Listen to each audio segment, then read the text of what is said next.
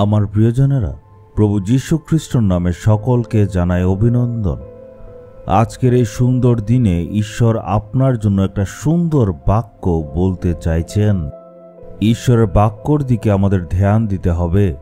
আপনারা দেখুন, এই যে জায়গাটা যেখানে দাঁড়িয়ে আছি, কি জায়গা জানেন?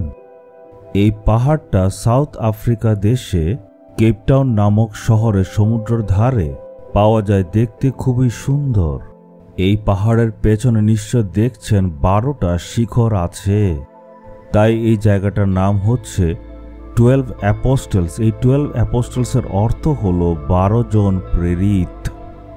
আমরা সবাই জানি যে প্রভু যীশুর 12 জন প্রেরিত শিষ্য ছিল।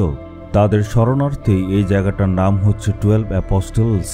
আমার প্রিয়জনের, যখন আমরা এই জায়গা থেকে দেখি তখন খুবই সুন্দর লাগে। সুন্দর একটা বিশাল সমুদ্র, তার চারদিকে সুন্দর সুন্দর পাহাড়, আসলেই খুবই সুন্দর।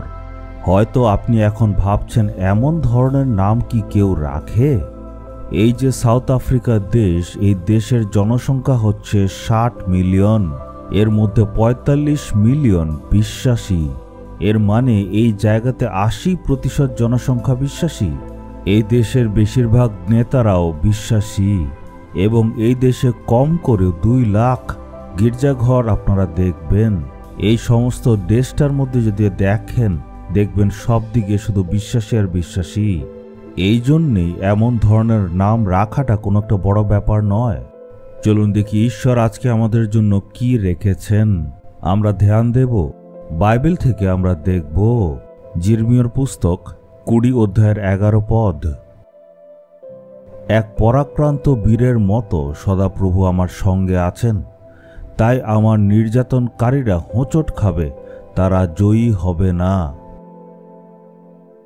আজকে আপনার জীবনে অনেক ভয়ানক পরীক্ষা, অনেক ভয়ানক শত্রু, এছাড়া ভয়ানক ভয়ানক সংঘর্ষ। আমার বিরুদ্ধে যারা লড়াই করছে তাদের সংখ্যা বেড়ে গেছে।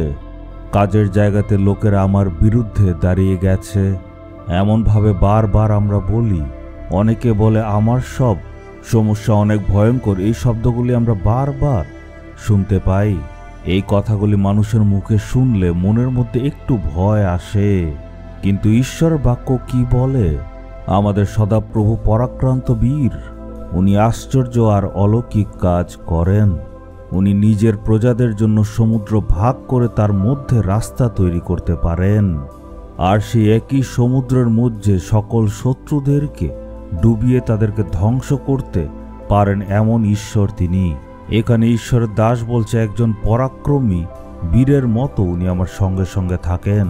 আপনিও বলুন, সদাপ্রভু একজন পরাক্রমী বীরের মতো আমার সাথে আছেন। আমার শত্রুদের উনি ছারখার করে দেবেন। আমি বিজয়ী হব, শত্রু বিজয়ী হবে না। এখানে ঈশ্বর দাস বলছে, আমার সদাপ্রভু আমার সাথে একজন পরাক্রান্ত বীরের মতো আছেন, তাই আমার শত্রুরা শেষ হয়ে যাবে। আমি কখনো হারব না, কারণ ঈশ্বর আমায় বিজয় দান করবেন। এমন ধরনের অনেক ঘটনা আপনারা বাইবেলে দেখতে পাবেন। আজকে হয়তো আপনার জীবনে এমন পরিস্থিতি যার জন্য আপনি ভয়ে আছেন, পরিস্থিতিটা খুবই ভয়ানক। কিন্তু সদাপ্রভু আজকে আপনাকে একটা প্রতিজ্ঞা করছেন। উনি একজন পরাক্রান্ত বীর আর উনি আপনার সকল শত্রুদেরকে হারিয়ে দেবেন। আপনি বিজয়ী হবেন।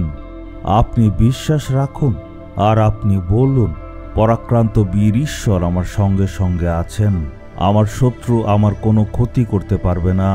সমস্যা আমাকে হারাতে পারবে না। আমার অভাব আমাকে ডুবাতে পারবে না। পরিস্থিতি কখনো আমাকে মাটিতে ফেলবে না, কারণ আমার ঈশ্বর হচ্ছেন পরাক্রান্ত বীর। বিশ্বাস করেন? আপনি কি বলবেন, সদাপ্রভু ঈশ্বর আপনি একজন বীর, আমাকে বিজয় দান করার জন্য আপনি আমার সঙ্গে সঙ্গে থাকেন। যেসব পরিস্থিতি আমাদের জীবনে ভয় আনে সেগুলি আপনি দূর করেন। আপনার নামের দ্বারাই আমি বিজয়ী হব। যে শত্রুরা আমার বিরুদ্ধে ষড়যন্ত্র করে তাদেরকে আপনি ছারখার করে দেন প্রভু।